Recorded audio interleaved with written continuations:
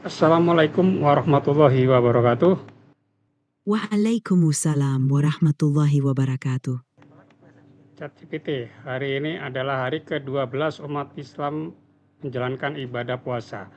Apa yang Anda sarankan untuk kita bisa diskusikan pada hari ini? Hari ini, karena sudah memasuki hari ke-12 Ramadan, kita bisa diskusikan berbagai topik yang relevan dengan bulan suci ini. Beberapa ide yang mungkin menarik adalah makna dan tujuan puasa. Kita bisa membahas lebih dalam tentang makna puasa dan bagaimana kita bisa memaknainya dalam kehidupan sehari-hari. 2. Kesehatan saat puasa. Tips menjaga kesehatan tubuh selama berpuasa, seperti pola makan yang baik dan olahraga ringan. 3. Amalan sunnah di bulan Ramadan. Diskusi tentang berbagai amalan sunnah yang bisa dilakukan untuk meningkatkan pahala selama Ramadan. Apakah ada topik tertentu yang ingin kamu bahas lebih lanjut? Tampaknya topik yang Anda sarankan sudah kita bahas sebelumnya. Oleh karena itu hari ini saya akan membahas tentang rukun Islam yang kedua, yaitu salat. Bisa Anda jelaskan terkait dengan hal ini? Tentu, mari kita bahas tentang sholat, yang merupakan rukun Islam kedua. Sholat adalah ibadah yang sangat penting dalam Islam dan menjadi kewajiban bagi setiap muslim yang balik dan berakal. Sholat dilakukan 5 kali sehari, yaitu 1. Sholat subuh, dilakukan sebelum fajar, terdiri dari 2 rakaat.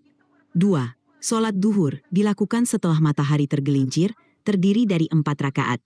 3. Sholat asyar, dilakukan pada waktu sore, terdiri dari 4 rakaat. 4. Sholat maghrib, dilakukan setelah matahari terbenam, terdiri dari 3 rakaat. 5. Sholat isya, dilakukan pada malam hari, terdiri dari 4 rakaat. Sholat bukan hanya sekadar ritual, tetapi juga sebagai sarana untuk mendekatkan diri kepada Allah, membersihkan jiwa, dan sebagai bentuk pengabdian serta kepatuhan kepadanya. Apakah ada aspek tertentu dari sholat yang ingin kamu bahas lebih lanjut? Ya, dari aspek kesehatan, ini apa manfaat daripada sholat? Bisa dijelaskan? Tentu, sholat memiliki berbagai manfaat bagi kesehatan, baik secara fisik maupun mental. Berikut adalah beberapa manfaat kesehatan dari sholat. 1. Fleksibilitas dan kekuatan otot. Gerakan dalam sholat, seperti rukuk dan sujud, membantu meningkatkan fleksibilitas tubuh dan kekuatan otot, terutama di bagian punggung, kaki, dan lengan. 2. Sirkulasi darah yang lancar. Gerakan dalam sholat yang dilakukan secara teratur dapat membantu meningkatkan sirkulasi darah ke seluruh tubuh. 3. Relaksasi dan pengurangan stres. Sholat juga memberikan efek relaksasi yang dapat mengurangi stres dan kecemasan. Konsentrasi dan ketenangan yang dirasakan saat melakukan sholat dapat membantu menenangkan pikiran. 4. Peningkatan konsentrasi dan disiplin. Melakukan sholat 5 kali sehari, mengajarkan disiplin dan meningkatkan konsentrasi yang bermanfaat untuk kehidupan sehari-hari. 5. Peningkatan kesejahteraan spiritual. Selain manfaat fisik, sholat juga memberikan rasa kedamaian dan kesejahteraan spiritual yang mendalam. Dengan menjaga kesehatan fisik dan mental melalui sholat, kita bisa menjalani hidup dengan lebih seimbang dan sehat. Apa konsekuensinya jika umat Islam tidak menjalankan kewajiban sholat? Dalam Islam, sholat merupakan kewajiban yang sangat penting bagi setiap muslim yang balik dan berakal. Tidak menunaikan sholat memiliki konsekuensi spiritual yang serius dalam ajaran Islam. Berikut beberapa konsekuensi yang umum dipahami. 1. Tanggung jawab di hadapan Allah. Sholat adalah salah satu dari rukun Islam, dan meninggalkannya tanpa alasan yang sah dianggap sebagai pelanggaran besar. Setiap muslim akan dimintai pertanggungjawaban atas pelaksanaan sholat di akhirat. 2. Dampak spiritual. Tidak menunaikan sholat dapat menyebabkan jarak antara individu dengan Allah. Sholat adalah sarana untuk mendekatkan diri kepadanya, dan meninggalkannya dapat mengurangi keberkahan dalam hidup. 3. Dampak sosial dan moral. Sholat mengajarkan disiplin, tanggung jawab, dan kesabaran sosial.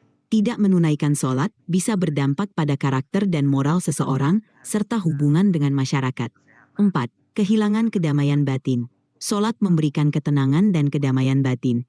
Tidak melaksanakannya dapat menyebabkan perasaan gelisah dan kehilangan kedamaian. Meskipun demikian, penting untuk diingat bahwa Islam juga mengajarkan kasih sayang dan kesempatan untuk bertaubat. Jika seseorang telah lalai dalam menunaikan sholat, Mereka dianjurkan untuk segera bertaubat dan memperbaiki diri. Apakah ada hal lain yang ingin kamu diskusikan? Ada sebagian orang berpikiran bahwa sholat adalah syariat, sementara dia memang lebih mementingkan hakikat daripada sholat. Bagaimana dengan pendapat itu? Penting untuk memahami bahwa dalam Islam, sholat dan hakikat atau makna spiritual saling melengkapi. Sholat adalah bentuk ibadah yang diwajibkan dan merupakan salah satu rukun Islam. Melalui sholat, seorang muslim menegakkan hubungan dengan Allah dan menjalankan kewajiban spiritual. Sementara itu, hakikat sholat merujuk pada pemahaman mendalam tentang makna dan tujuan spiritual di balik setiap gerakan dan bacaan dalam sholat. Memahami hakikat ini dapat memperdalam pengalaman spiritual dan membuat sholat lebih bermakna. Namun, penting untuk diingat bahwa sholat adalah kewajiban yang harus dipenuhi. Meskipun seseorang memahami hakikat sholat, menjalankannya secara konsisten adalah bentuk penghormatan dan ketaatan kepada Allah. Islam mengajarkan keseimbangan antara aspek ritual dan spiritual. Jadi penting untuk menjalankan sholat dengan memahami maknanya, tetapi juga tidak mengabaikan kewajibannya. Apakah ada hal lain yang ingin kamu bahas?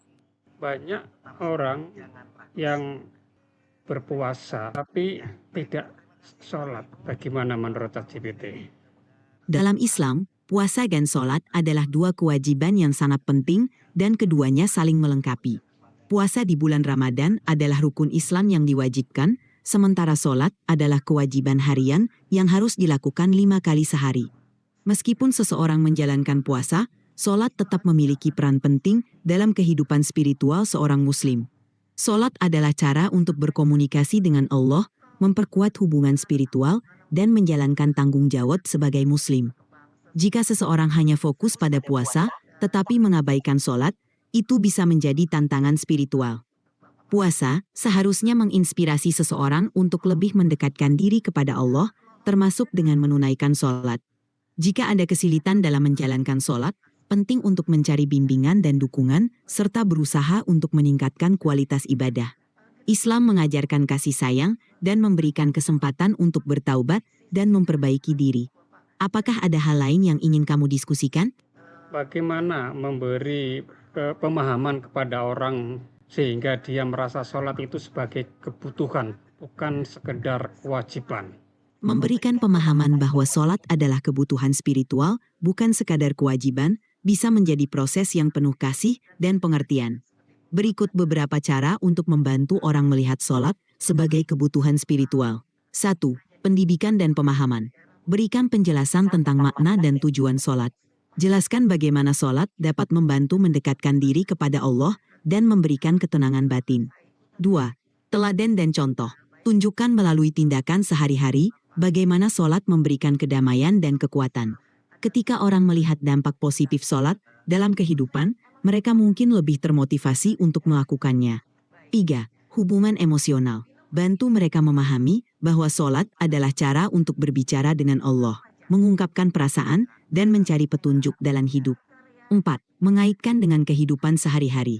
Jelaskan bagaimana sholat dapat membantu mereka menghadapi tantangan sehari-hari, memberikan ketenangan, dan meningkatkan fokus. 5. Dukungan dan kesabaran. Berikan dukungan dan kesabaran. Setiap orang memiliki memberikan waktu dan ruang bagi mereka untuk menemukan makna sholat dalam hidup mereka sendiri. Penting untuk dan ingat bahwa setiap orang memiliki perjalanan spiritual yang unik. Dengan memberikan contoh yang baik, bimbingan dan dukungan, kita dapat membantu mereka.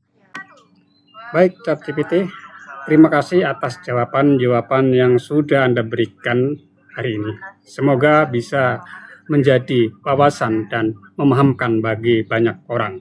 Dan jangan lupa pemirsa tetap stay tune di Rumah Belajar Kaltim di acara Syiar Ramadan Ngaji Bareng AI bersama SLCC, Smart Learning and Character Center PGRI Kalimantan Timur. Sampai jumpa pada episode berikutnya. Wassalamualaikum warahmatullahi wabarakatuh. Waalaikumsalam warahmatullahi wabarakatuh.